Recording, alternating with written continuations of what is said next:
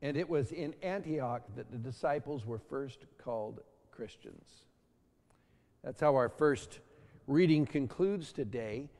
And for those watching on YouTube, you can find the first reading below in the description, all the scripture readings there, the link to the United States Conference of Catholic Bishops, their website. This is the beginning of the spread of the gospel, because it describes how Barnabas, the faith starts to go. They're scattered, because of the stoning that takes place when Stephen is stoned to death. There was a feverish pitch of persecution against the church, and so the disciples scattered. And when they scattered, they still went to proclaim the gospel, because that's what they're here for. They didn't stop proclaiming the gospel just because of the persecution. They left to avoid what was a direct assault, and then they went to places where there was openness to the faith. And so that's how it began. And it went to, again, Phoenicia, which is pretty much the region around the perimeter of the Mediterranean, up the seacoast north from the northern part of Israel. And then just outside of Israel, that's where Antioch is, and then Cyprus is the island. So it spread out. It starts to spread. And it's starting to be embraced by Gentiles. That's what is surprising. We had already a little bit of that with Cornelius and Peter, that vision he received, that no foods any longer are unclean. So there's a change happening, a foundational change about how they're to understand the faith, that it's no longer just an outcropping of Judaism, but it's becoming its own thing by itself. That's why this line is so important at the end of this passage from the Acts of the Apostles today, where it says it was in Antioch that the disciples were first called Christians.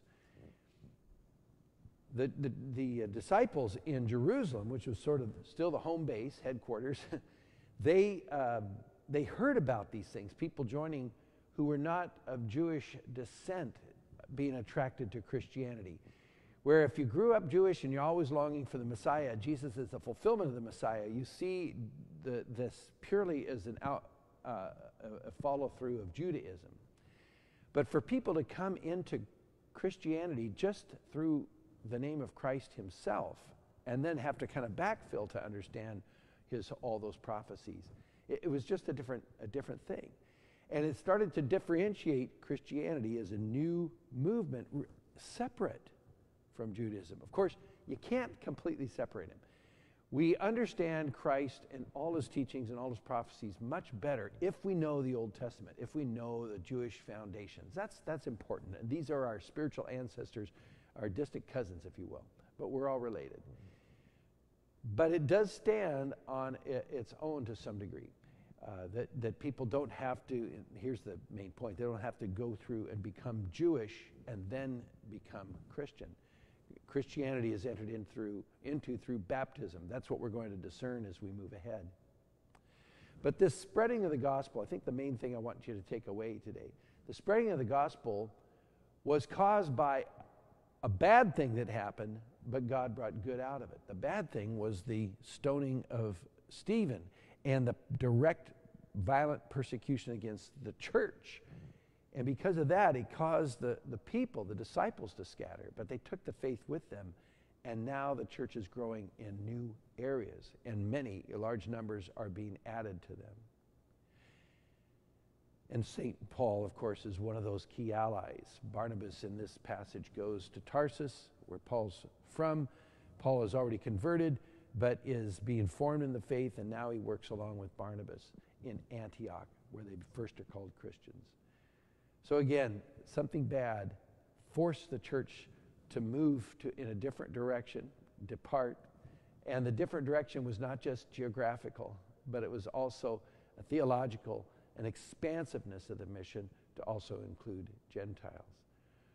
And we're in that group, all of us are in that group. In some sense, we owe our faith to the events that commenced here in this passage that we heard from today. So Whenever we think of something that's negative that's happening upon us or to us, even like this coronavirus, we just say, well, God can bring good out of even this.